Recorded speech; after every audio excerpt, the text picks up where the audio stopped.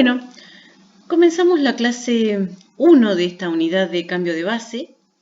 En realidad este cambio de base o cambio de sistema, de un sistema de coordenadas, lo que vamos a hacer en esta unidad es desarrollar esta teoría y en las próximas unidades, sobre todo en la última unidad, lo vamos a usar. Y comenzamos con componentes, que es en realidad la última partecita que quedó, la última sección que quedó de la unidad anterior. Y bueno, entonces, supongamos que tenemos un espacio vectorial de dimensión n.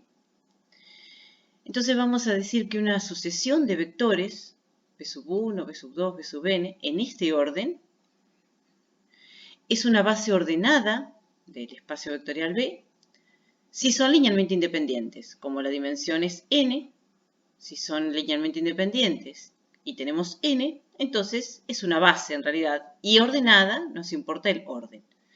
La vamos a anotar como notábamos a las bases, ¿sí? De esta misma manera, con B igual a, bueno, el conjunto formado por estos vectores. Pero es muy importante el orden.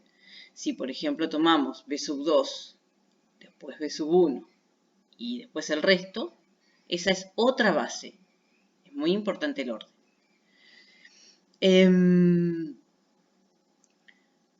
Observaciones, vamos a hacer 3 observaciones en realidad.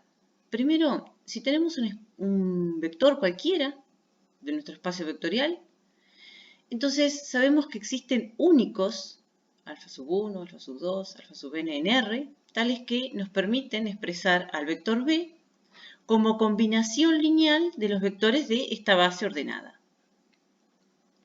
Esto ya lo dijimos en un video de la unidad anterior. ¿Por qué existen estos alfas?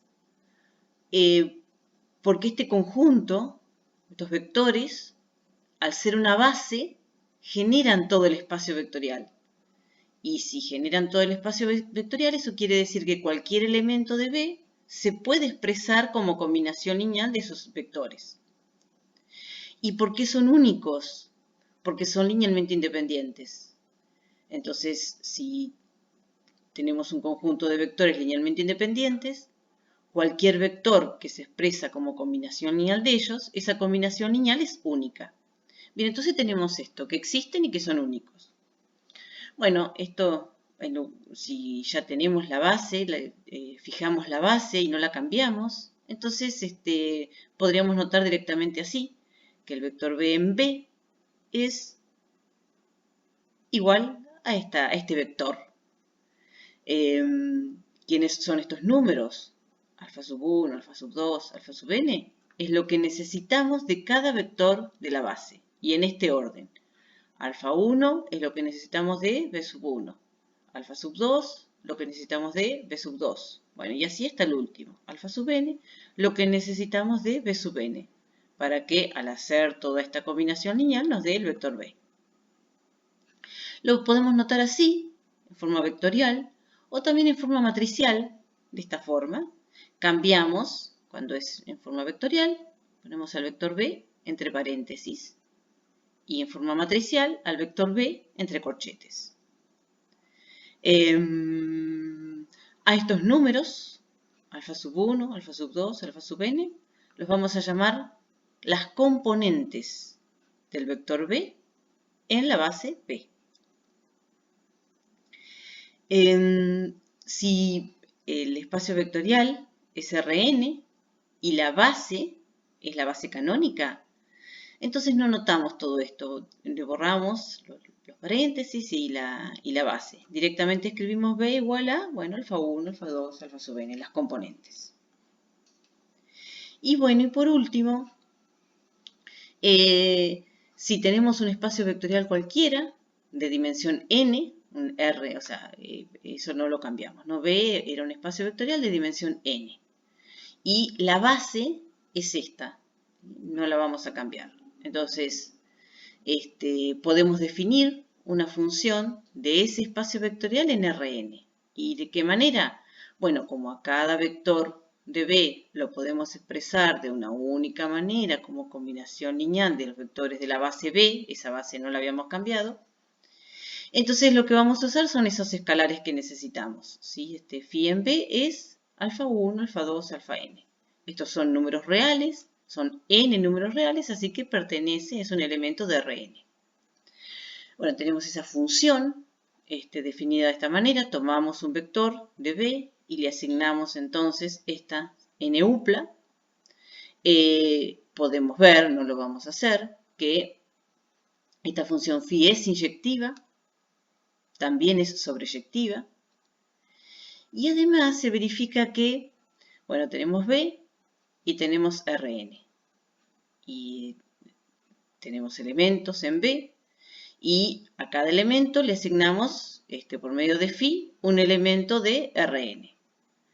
¿Qué es lo que hacemos? Bueno, tomamos un elemento de B, un U de B, lo expresamos como combinación lineal de los vectores de la base y a los escalares que necesitamos, esas componentes, eso es lo que hace la función phi, se queda con las componentes.